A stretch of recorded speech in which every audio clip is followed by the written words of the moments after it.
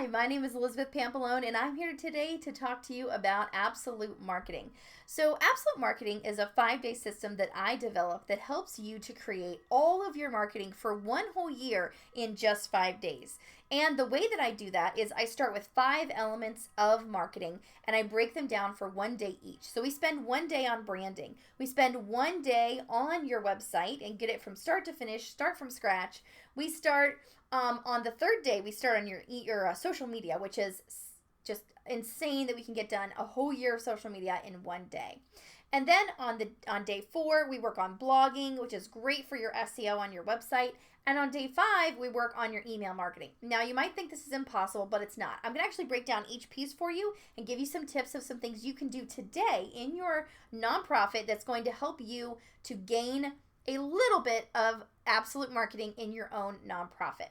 So I believe that marketing is actually more beneficial than even grants and large foundation funds that will give you money, because this is going to help you build a fan base that's going to be there for you no matter what. During bad times, during good times, when you need something done, when you need something handled, as far as, getting the community together and actually bringing them to your aid and to the aid of the people you're helping, it's really, really great to have this foundation going. So we're going to, collect email addresses. We're going to get people together. We're going to do stuff on Facebook and social media. And so that's going to build this solid foundation so that when you need to reach out and say, hey, we're doing this, we need help with that, those people are going to come to your aid really, really quickly. And you're not going to have to worry so much about, wow, we need $20,000. You're going to say, we need $10 from each of our supporters. And there you are, $20,000. So that kind of thing can really, really be impactful.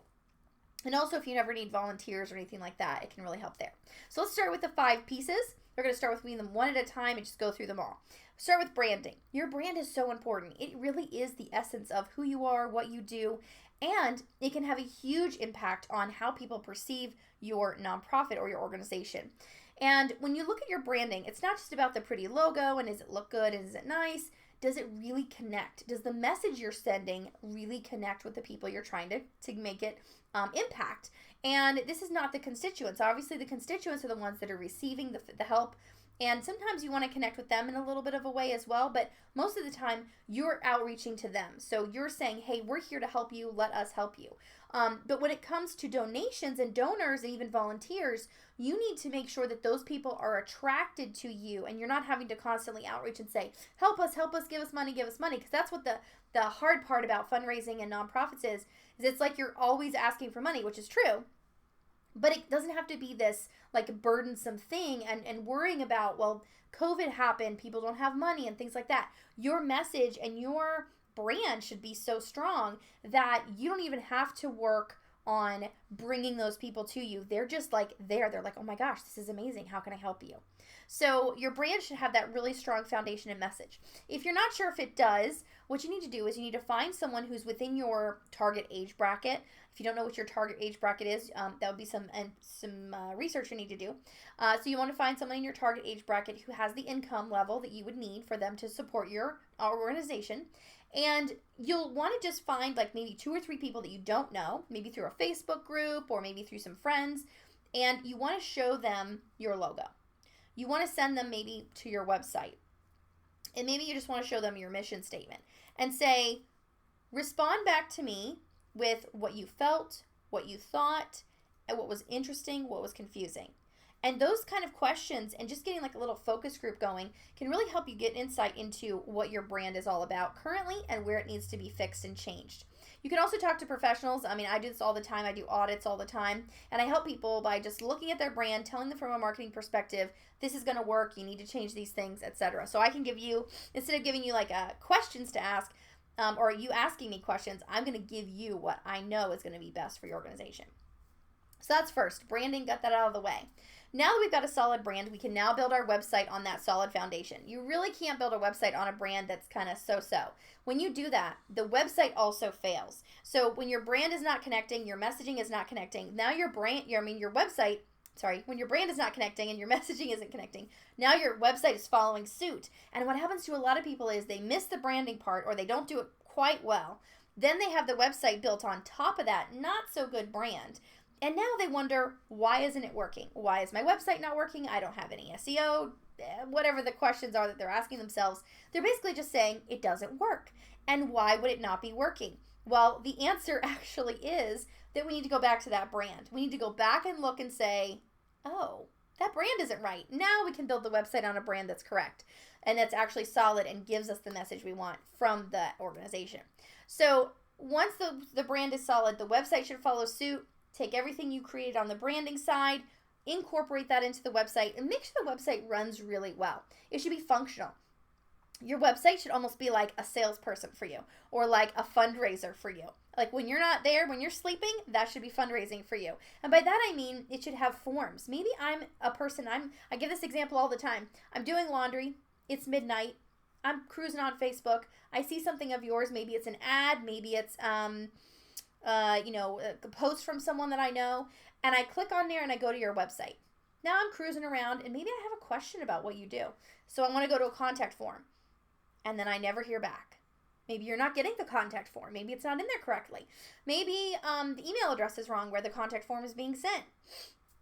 Maybe I'm on the website now and I'm thinking, I just got that bonus and I'm gonna give this to this group. I'm really, really intrigued by what they're saying. I'm connecting with their brand, and now I want to give them money. I have to send a check? Oh, they want me to give them money in person? Oh, they don't have an online portal? Oh, I have to use PayPal? I can't use my credit card? Never mind. But now I was there. It was midnight. I was there. I was ready to pay money. And I didn't get to because maybe the website didn't have those capabilities. So there's all kinds of things like that that happen all the time, and we never know about them. We never hear about them because we're not in those situations, and no one's going to tell us. I'm not going to call you tomorrow and say, hey, I was on your website last night. I was going to buy something, or I was going to, buy one of your tote bags and give money, or I was going to donate, but I didn't do it because of this reason. No one's going to tell you that. So what you have to do is make sure that your website is fully functional and that it's acting as like a salesperson or a fundraiser for you. Now let's move on to social media. This is one of my favorites. It is also one of the biggest jobs ever that you will ever do, but once it's done, it is so, so freeing and so just gratifying that you've done it and that it's done and that it's over with and you don't have to touch it for a whole year. So a lot of my clients come to me and they say, I don't know what to post on social media. I don't know when. Should I be doing ads? There's all these questions. So what I like to do is simplify it. I like to say, algorithm-proof social media. We don't care about the algorithm. Here's the algorithm. We throw it out. We don't need it. What we're going to do is create a week schedule. So maybe Monday, Tuesday, Wednesday, maybe Monday, Wednesday, Friday. So let's say Monday, Wednesday, Friday. We're going to have 3 types of posts we're going to post out there, and we're going to do those every single day of the week for the rest of the year. And we're also going to add things like holidays, birthdays, maybe, I have one group that's a reading literacy program. And they do authors' birthdays. And those are like their holidays, some of their holidays. They also do normal federal holidays as well. There's a ton of reading holidays as well. So they put those in too. So now their calendar's pretty full, but it's still got some gaps. So then we go to those gaps and we take, let's say, Mondays. We have, let's say, 52 weeks out of the year. It's 52 Mondays. Maybe there's not 52 left because now we have all those holidays in there. What we're going to do is create whatever's left. Maybe there's 40 Mondays left. We're going to create those motivational Monday posts. Now we've got 40 motivational Monday posts, a few holidays on Mondays, and we have 52 weeks of Mondays. Now we're going to look at Wednesday, do the same thing, choose another topic. Maybe it's what should I read next Monday or Wednesdays. Maybe it's follow us Fridays and we link to different people, or follow Fridays and we link to different authors you can follow, maybe local, maybe not. So those are just some examples of what we can do for a literacy group. And there's tons of examples like that that you can do for any type of organization when it comes to fundraising and in that type of capacity in any kind of nonprofit. There's tons of holidays you can find. There's tons of topics you can look at. And you can post 1 day a week all the way to 7 days a week. And I usually recommend once a day. Now, this is not to say that you're going to be out there in every news feed. You're not going to be seen everywhere, but you're going to be seen more than you are now, because if you're not even posting now because you're getting overwhelmed and it's just getting left on that to-do list, we're going to move this from the to-do list to the done list, because this should not be on your plate every day. Now, let's say you're thinking, well, what if something happens in the next 6 months? It's really great. We win an award. We get a grant. We have a new donor that's amazing and we want to share about them. We have a new partnership. Whatever those things are, post them. As they happen, just post more stuff. I have a lot of realtors who say, well, I don't know what houses I'm going to sell in the next 6 months. Well, the thing is, when those things happen to you, when those exciting things happen, when you're selling a house, whatever that is, right? Whatever those exciting things that are happening in your organization right that moment, you're going to want to post about it right then. You're going to have the fire, you're going to have the mental capacity, you're going to be thinking about it because it's happening and you're dealing with it at that moment. So then you're going to say, I'm going to post this on social media really fast, and you just do it. Now, you're probably doing that right now, but it's probably so many gaps in between, right? You might post this one day, you're so excited, it's the 4th of July, and you posted something about, 4th of July, and then like 3 weeks go by, 7 weeks go by, 10 weeks go by. Oh, there's a new thing that you're excited about. Now you post again. And now another 3 months go by. So what happens is with this foundational social media, algorithm-proof social media, every single time you're posting, maybe 3 times a week, maybe 7 times a week, or 5 times a week, that's going on for you all the time, no matter what. And it's all evergreen stuff. A lot of people say to me, well, what if another COVID thing happens and we have to change our whole strategy? No, you don't. The stuff that we set up in the social media day, or that you should be setting up in your social media day, all of that stuff is evergreen. It's never going to change. The authors' birthdays are still going to be the same. Motivation is still going to be needed for everyone in the world. You always need to be encouraged and motivated. And so all those things are going to be the same. And even if you want to put something a little more time sensitive in your week, then that's fine too. And maybe that's the only day you have to go back and tweak. But you don't have to change anything really. You shouldn't have to.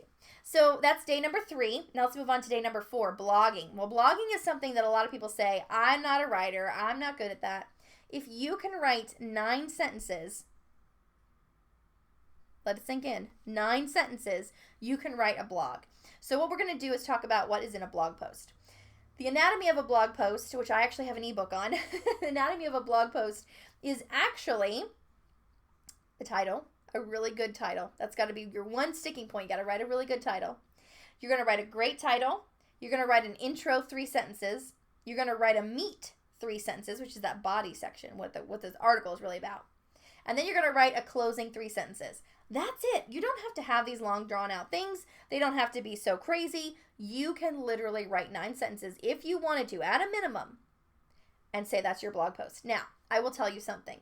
Once you pick a topic and you have a title, and you say to yourself, I only have to write 3 sentences, you usually end up with like 5. That's typically what happens. Most people can't write just 9 sentences. They need to say more. Once they get on that roll and they're like, okay, 9 sentences, I can do that. It'll take me like 10 minutes. Okay, let me start. It takes them about 30 minutes to write a blog post because they're writing more than they thought they knew, than they thought they had in their mind about that subject. So, and if you're getting too wordy, if you're going more than 5 sentences per paragraph and you're like just all this stuff, break it up.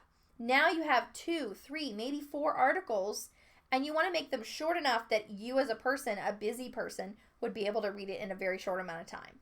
So maybe like a 5-minute article. All right, so that's going to be blogging. Very, very simple. And you want to just make a great graphic to go with it. I always use canva.com. It's super easy. They also have a ton of templates, which is nice. So now we're going to day 5, and this is email marketing. Now, a ton of people tell me email is dead. It ain't, so don't worry about it. The first thing you probably did this morning after your coffee and maybe your breakfast was check your email. And sometimes maybe even before that. I'm a before breakfast kind of person, so I always check my email before then. But if you are doing that, if you're checking your email, then guess what? So are all the other people in your age bracket and probably just outside of your age bracket both ways. And what we're doing here is we're looking at what people are getting in their email inboxes. Now, we don't want to send too many, and we don't want to send too few. Probably right now you're not sending any, or you're probably sending too few. We also don't want to do a newsletter. That's out. Let's just get rid of the newsletter. No way, we're not needing to do that. The reason we don't do that anymore is because it's too overwhelming for the consumer. And what happens is the consumer will get this email with this great subject line. They'll open it. And they'll see the one thing that they really wanted to see, maybe at the bottom in this little square. And then they have to click, and then they have to go to the site, and then there's, all these things, right? Now they don't have time. Now they need to, get on a Zoom call, or they're going to work, or they're doing all these other things, right? They have dinners ready, whatever. So they're not able to really fully give it their attention. So the one thing they really wanted to see, now they've waded through all the other stuff, they don't have time to read the thing they wanted to read. So what we try to do is send one thing per email. Now you might need to send 10 emails a month to make that happen, or 5 emails a month. But you need to talk about one thing at a time, because what's going to happen is not everyone is going to open that email. But the people that it resonates with, they're going to open it. And the people that it doesn't, they're just going to read the title and go, nah, that doesn't apply to me. Moving on. And that's fine. What you want to do is make sure that those people are not unsubscribing. So as long as they're not unsubscribing, we're good. But if they start unsubscribing, then you know maybe your titles aren't great, maybe your subject lines aren't great, or maybe they weren't the right people for your organization. Maybe they aren't the right people for your brand. And that's okay. Not everyone is going to be for you. And if there's some people that were for you and now they're kind of waning on that, we don't want lukewarm in this audience. We want fans. We want people who are ready to say hell yes to everything we're doing. So that is the 5 days. It is super simple. And also with emails, we want to make them super simple also. We want to keep it short. We want, like I said, one thing at a time. We might send our blog post out as an email, which I highly recommend. We might send event information out as an email. I also highly recommend that. You're going to send multiple reminders for those events. That's going to be multiple emails a month. But people don't regard those as too many. I know you're probably thinking, oh my gosh, if I got that many, I'd unsubscribe. You probably get that many from maybe Kohl's, Target, Amazon. There's probably plenty of places that you get multiple emails from that you have never unsubscribed from. Why? Because you are in it with them. You are part of their brand. You are their ideal customer. So that's what we're looking for here. And if some people unsubscribe, that's okay. They're free to do so, and we don't need them in the roles because we're just going to clutter their inbox. They don't really want to see what we have to say. And that's fine. Like I said, not everyone is for you. So I hope this has been helpful. I hope that these 5 things are something you can take away and do right now, today, in your organization. And if you'd like help implementing these things, we do something called Absolute Marketing Live, where we sit down one-on-one. We also have a group coaching program, which takes 5 weeks instead of 5 days. And I also have something called Borrow a CMO, which is where I will come into your organization, me or one of my colleagues come into your organization, and we will actually sit down with you and your team, and we will figure out what marketing you need to do and who can do it. We will actually delegate to the person who has the most aptitude on the team. And sometimes that means you might need to outsource some things, but other times it's really interesting to find some great hidden technology and marketing talents on your own team. So, because we know the right questions to ask, and we know how to get in there and probe that out of them and make sure that they're like, wow, I knew that I had this skill, but I didn't think to tell anybody. Or sometimes they're just like, you know what, I really like to do this type of job, and we can help delegate those things from you to them. So as a director, you are getting those things off your plate, but they're also getting done by someone who is doing it well. So thank you so much for watching. My name is Elizabeth Pampalone, and if you're interested in more tips like this, please check out our Absolute Marketing Podcast. It's absolutemarketingpodcast.com, and I will talk to you next time.